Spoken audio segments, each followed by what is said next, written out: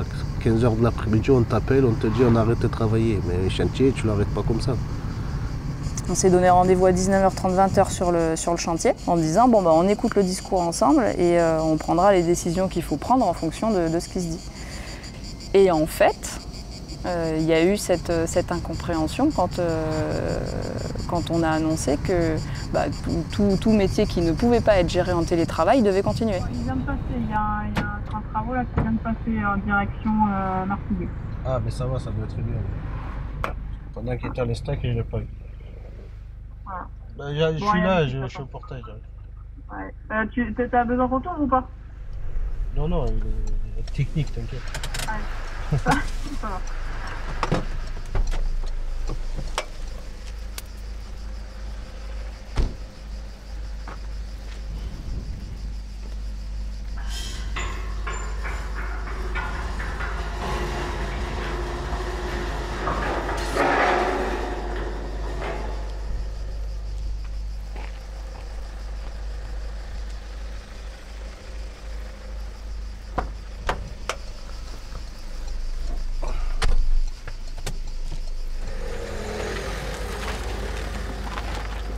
Le 14 avril, on a commencé la Côte Bleue. On a fait les visites, les premières visites, ça c'était royal. Visite obligatoire pour préparer le chantier, les travaux connexes. C'était la visite autorisée pour le déconfinement, quoi. Tu prenais ta petite autorisation de sortie et tu disais non, moi j'ai le droit, je vais travailler. Et en fait, on cheminait là sur les voies. Quand tu sors 2 mois de confinement, tu manges, tu bois, tu dors, et d'un coup, il faut que tu marches 5 km, pas 5 peut-être, mais pas mal. On a fait 3 km par jour. On a fait pas mal. À retour, on a fait pas mal de kilomètres. Sur du ballast, ça fait mal aux pieds. Tant que tu rentres pas dans le tunnel, à Côte Bleue, c'est vrai que c'est magnifique. Dans un tunnel, tu vois rien, c'est normal. Mais ouais, donc c'était le premier chantier redémarré après le confinement. 4 km. Il y a 4 km de curage. 4 km de curage, 3 km de barrière RAS à poser, 2,5 km de plainte garde-ballast. Moulon et riflard, tu vois, remplacement de dalle, on en a 35. Quel PM? Et les PM, repérage page 30.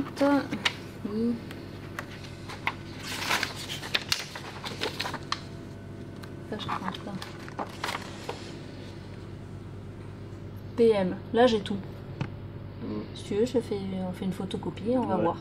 PM 195,2, il y en a une. PM 210, il y en a une. Ah, ils sont pas non. C'est bien. On va faire un champ de mine, ça va être excellent. Non, mais j'espère que dans le tunnel, c'est toutes les mêmes quand même. Sinon, à nous dire que c'est vraiment un axe.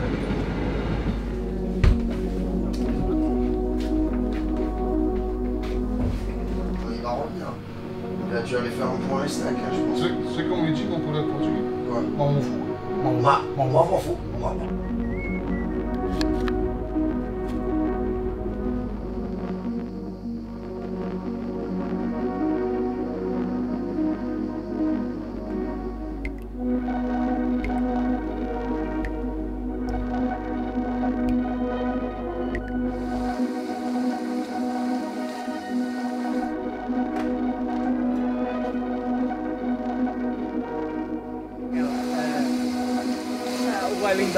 Da Madeira. Ah, vi. Olha, eu conheço aquela música. Essa era uma manada de burros, tipo muitos burros, a correr pela estrada fora e a cantar, mas a sério, mano.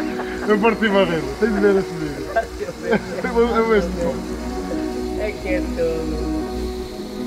Lá com tropa, machas bem.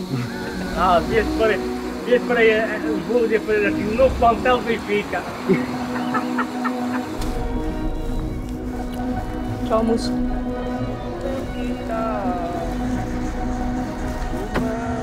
Vê, veja só um bocadinho.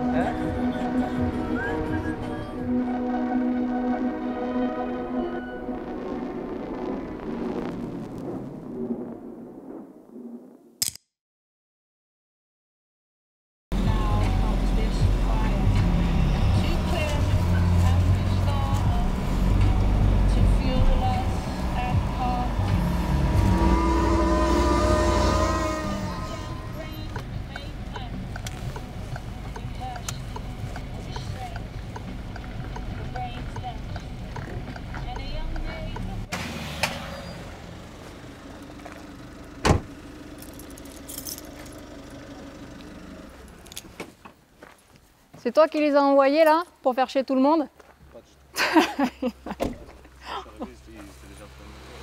Toi, tu les as pas croisés de front? Nous, on a croisé la pelle, tu sais, on était en plein milieu de la descente, on croise la pelle, je dis oh putain, faut faire demi-tour. Ah, tu fais demi-tour, tu laisses passer la pelle, on passe, oh putain le dumper. Oh. Félix, il n'est pas là ce soir. Il est plein de plaques. Ah ouais? Ouais. Il m'a appelé dans l'après-midi, il m'a dit s'est fait bouffer par, les moustiques ou je sais pas quoi. Ouais, Il a fait une réaction allergique, il est plein de plaques de partout. Et elle a pris un truc là pour le moustique, je dis c'est quoi ça? C'est pour le moustique, et il me bouffe. Il dit non, il m'a montré. J'ai dit reste chez toi ce soir et on vient en forme. Ouais, c'est vrai que ça. Va à la pharmacie, château de crème. Ma belle-sœur, pareil, ma belle-sœur, ça pique, ça finit, ça gonfle. Eh ouais. Je te donne l'activité jusqu'à 4h45. Tu as du 860 au 864 et tu es protégé autour. Voie 1 et voie 2, on travaille en simultané. Donc voilà, il est 22h35, c'est bon pour toi.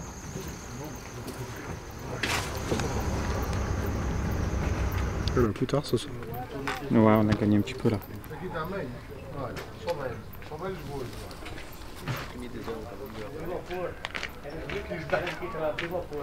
Il y a bien des bêtes ce soir là. On se fait bouffer.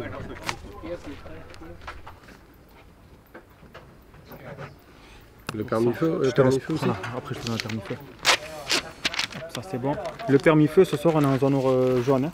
Oui, donc bien deux, il t'a dit 2 extincteurs et la bâche. Ouais.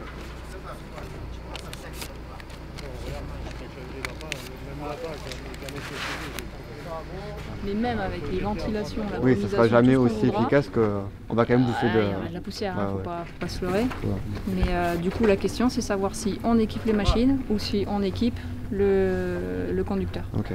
On était parti du principe qu'on essaierait de minimiser au maximum les équipements des gars, parce que c'est un peu contraignant à porter. Mais en fait, vu ce qu'on a trouvé, c'est peut-être pas plus mal de vous équiper vous, et que vous ayez la liberté dans les engins, ouais, d'ouvrir vos portes, de faire comme les autres. Quoi. Ouais. Parce que sinon tu vas te poser des questions existentielles tout le temps. Est-ce que je peux descendre de ma machine? Est-ce que je peux pas? Est-ce que ah non, j'ai pas le droit de te parler, je peux pas ouvrir. Non. Voilà, j'ai l'autorisation pour les engins. Il reste voie 1, il y a une pelle qui va remonter voie 2, et après on pourrait y aller. On peut les faire enrayer voie 1. Ouais. C'est bon? Mais lui il arrive voie 2. Ouais, mais le temps que la pelle elle arrive, elle est déjà partie du rove là. Ouais, c'est bon. Donc on peut y aller. C'est tout bon. Anthony, lui déjà il peut enrayer voie 2. Anthony, il est où? Bah Anthony. Ouais, tu passes le premier viaduc potable, tu vas au deuxième. Il me semble qu'on avait fait des clôtures ici.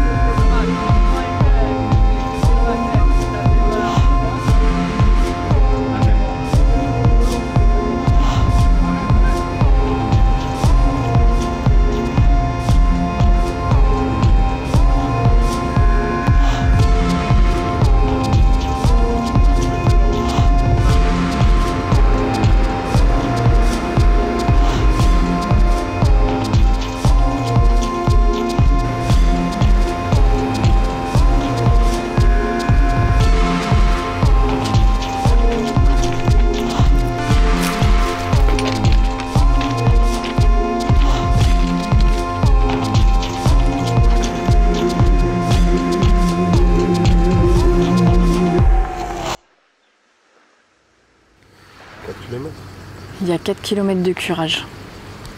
4 km de curage, 3 km de barrière RAS à poser, 2 km 5 de plainte garde-ballast. Et c'est déjà pas mal. Et après, toute la sécurisation des petits ouvrages. Réhausse de quart de corps, les cadrans. Au curage, après on va avoir les zones antéron, comment il s'appelle le tunnel? Tunnel d'Antéron. D'Anténor, ouais. D'Anténor. Donc 59-80, c'est entre les deux tunnels. C'est ceux-là, non, les Anténor? Attends, Anténor, Anténor 1, Anténor 2, oui. Voilà. Pas si arrière noté, mais ça s'envole. C'est mieux, c'est des pleins. Tu as déjà fini? Mais non, tu m'as pas servi. 111 mètres, ceux-là je le mettais au 270 mètres linéaires. Oui, ceux-là je le mettais, j'avais de la place là-bas assez, mais ça fait loin. Avec 158-200. Oui, bah c'est ouais. Là, il y avait voilà, gros stockage, on l'avait repéré, fait côté V2. Après, tu as des merlons de ci, de là. Après, je vais voir parce que 860, 859, là où on sort, il y a pas mal de place au V1. Sinon, je fais comme je fais d'habitude, il déraille, il se met juste à zéro au caniveau et il décharge derrière, au caniveau à câble, tu vois. De toute façon, là, depuis 2 semaines, on fait que comme ça, on est obligé de dérailler pour décharger à chaque fois. Elle est déchaînée, la mer. Hein? Elle est déchaînée, la mer. C'est bizarre, on fait un bruit continu comme ça. T'as mis du sucre. Il y en a qui râlent parce que je mets pas assez de sucre. Ils écoutent pas. Ah, et du coup, ouais, on n'a pas vu les 59 et 80 là. Ouais. Ça avait beau être que du curage de fossé, de la pose de plainte et de la pose de barrière. Rappelle-toi des casse-têtes que ça a été pour trouver des accès, pour savoir comment on allait intervenir sur ces fossés dans lesquels on n'avait pas du tout prévu de trouver tout ce qu'on a trouvé. Donc même si sur le papier c'est des sujets simples, ça a été quand même, enfin une performance, c'est un grand mot, mais une performance logistique quoi. Sur une voie comme ça avec le peu d'accès qu'on avait. Moi j'ai bien quand même aimé ça, c'est que c'était un casse-tête un peu sans fin et c'était ça qui était cool quoi. Chaque fois tu changes d'accès, il faut réinventer où est-ce que tu laisses tes engins, par où tu accèdes en piéton, où est-ce que le camion il arrive. Toi et moi on le sait, c'est qu'on a dû réfléchir, trouver des solutions des problèmes qu'on a fait, mais on fait ça envers le client aussi, c'est qu'on refuse de faire de la merde. Même entre conduits, tu vois, on arrive à discuter. Sur le coup, bon, si moi je dis des conneries et se me dire non mais c'est... Comment si on essaie de ne pas les toucher les caniveaux? Non, tu n'y arrives pas. Hé Ricardo!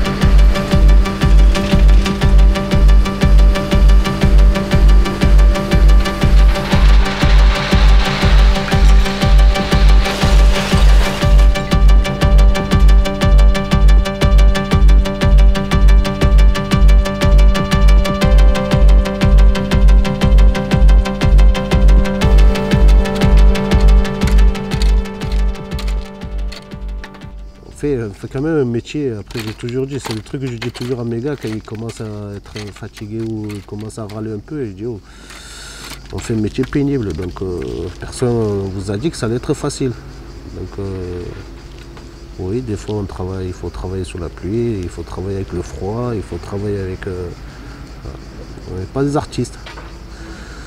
On est des confrères, on fait du génie civil, on est des brancheurs, on est des maçons, donc on travaille à l'extérieur. Et des fois à l'intérieur, mais dans des conditions pareilles. Et tu aurais préféré être dans la pluie que dehors, quoi. Avec la poussière, parce qu'à l'intérieur, ça veut dire poussière dans notre métier. Aujourd'hui, quand tu dis, je me faisais chez moi, ah, mais tu es avec ta famille. Non, voilà, c'est bien la famille, c'est bien. Mais tout est bien tant qu'il en faut. Quand il y en a trop, ça ne va pas après. C'est pour ça que je fais ce métier-là.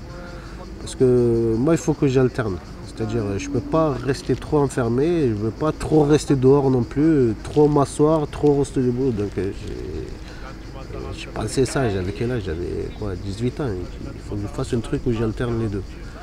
Donc chef de chantier, c'est parfait pour ça. Parce que tu fais les deux, tu fais du bureau, tu fais de l'intérieur, extérieur, tu marches, tu peux t'asseoir, tu peux... Voilà. Des fois tu cours aussi, s'il faut. Donc c'est bien de construire.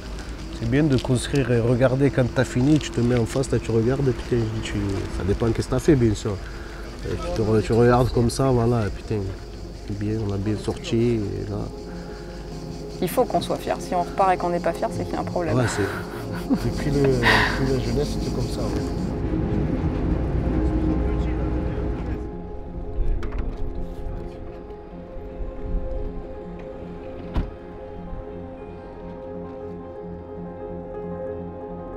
Et quand c'est fini, franchement, c'est du plaisir.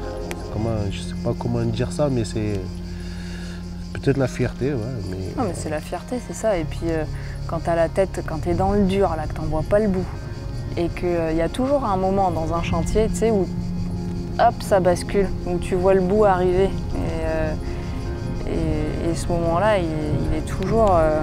ça y est, enfin tu peux souffler. Te dire c'est bon quoi, on a fait le plus gros, le meilleur est devant nous, là on va terminer et quand enfin tu réceptionnes que voilà, tu peux démobiliser tes équipes, tu enlèves tes installations de chantier, quand tu enlèves tes installs, là ça y est c'est fini quoi et tu te repenses, tu te revois dans le fond du trou où des fois tu es là genre oh, on va jamais y arriver. Parce que c'est que tu vis pendant, il n'y en a pas beaucoup qui le savent. Non. Il voyait au début, ouais, et là, il y avait une gare qui était pourrie, un an après, un truc tout neuf. Et que toi, que tu le sais, qu'est-ce que tu as vécu dedans, les nuits, les jours, les gens, ils ne le savent pas, ça. Toi, tu le sais. Tu as toutes les images encore en tête. Tu avais un trou plein de pierres et tout, et à sa place, d'un coup, tu as une putain de rampes éclairées avec des LED tout jolies. Ouais. C'est pas pareil.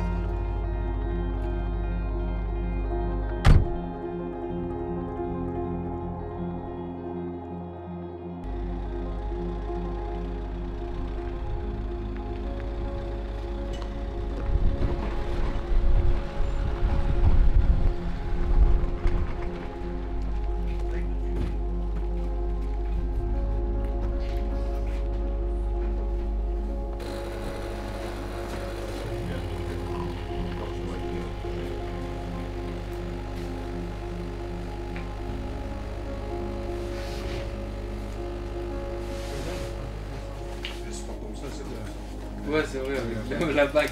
Avec la bague, c'est vrai, je t'ai géré. Il est unique ce mec. C'est ça.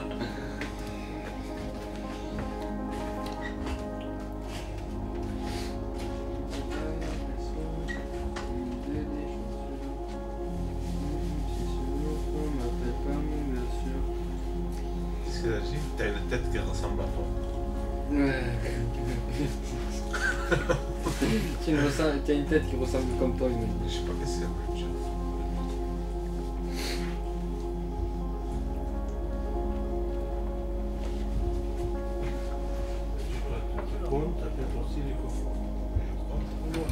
Un bon tacos.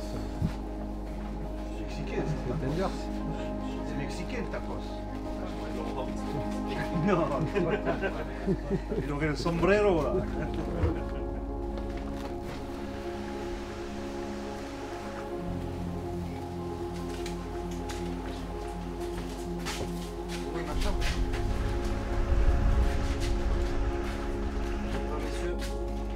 La clé du camion, la clé.